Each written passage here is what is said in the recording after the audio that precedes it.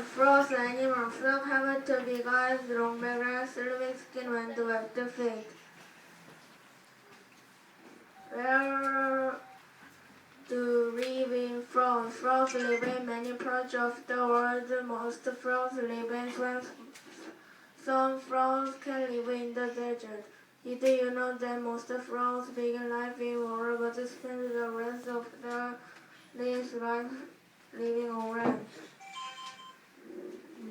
How do baby frogs grow? Baby frogs hatch from eggs and live in water. Baby frogs are called tadpoles. As they get bigger, they grow legs and lose their tails. Then they are frogs. Did you know that it takes 7 and 16 weeks for a tadpole to become a frog? How do frogs catch food? Frogs are small animals. Most frogs use their tongues to catch food.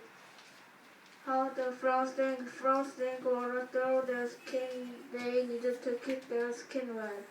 How do frogs move? Frogs have strong legs that travel for jumping. They have wet feet which help them to swim.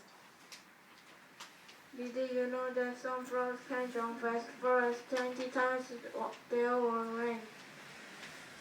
Thank you.